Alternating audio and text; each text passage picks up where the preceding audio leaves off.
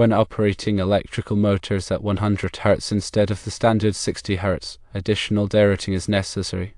This requirement stems from the physics of alternating current and its interaction with inductive loads, specifically the motor windings. At higher frequencies, several phenomena contribute to increased losses within the motor, ultimately leading to potential overheating if not properly accounted for. Firstly, there is increased core loss.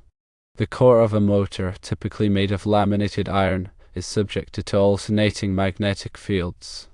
These changing fields induce eddy currents within the core material. The magnitude of these eddy currents is directly proportional to the frequency of the alternating current. As the frequency increases from 60 Hz to 100 Hz, the eddy currents become significantly larger. These circulating currents encounter resistance within the core material, resulting in energy dissipation as heat. This energy loss is known as core loss or iron loss and is a significant contributor to motor heating, especially at higher frequencies. Secondly, there is increased skin effect. The skin effect is a phenomenon where alternating current tends to flow primarily along the surface of a conductor rather than being distributed uniformly throughout its cross-sectional area. The depth to which the current penetrates, known as the skin depth, is inversely proportional to the square root of the frequency. Consequently, as the frequency increases to 100 Hz, the skin depth decreases.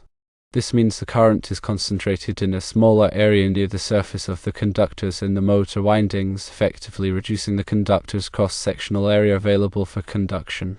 This reduction in effective cross-sectional area increases the resistance of the winding, leading to higher resistive losses, also known as I²R losses, where I represents the current and R represents the resistance. This increased resistance contributes to greater heat generation within the motor windings. Thirdly, there is increased harmonic distortion.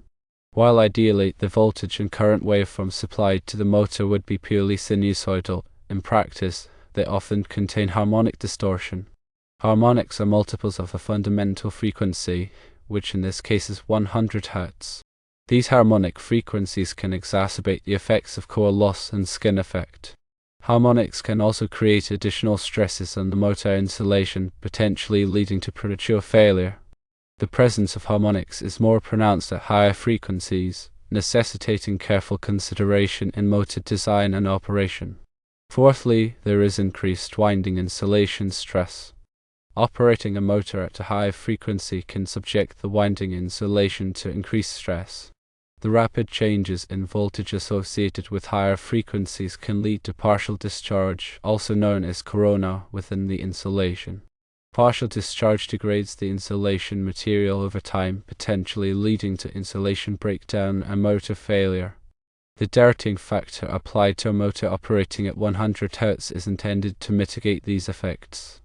Derating involves reducing the motor's rated output power or load capacity to maintain its operating temperature within acceptable limits. The specific amount of derating required depends on several factors, including the motor's design, its cooling system, the ambient temperature, and the specific application. Motor manufacturers typically provide derating curves or tables that specify the allowable output power at different frequencies and ambient temperatures. These derating factors are usually expressed as a percentage reduction from the motor's nameplate rating. For example, a motor with a nameplate rating of 10 horsepower may need to be derated to 8 or 9 horsepower when operating at 100 Hz. The typical derating range of 10 to 20% represents a general guideline. In some cases, where the motor is specifically designed for high-frequency operation or where the cooling system is particularly effective, the derating requirement may be less than 10%. Conversely, in more demanding applications or with less efficient cooling, the derating may need to exceed 20%.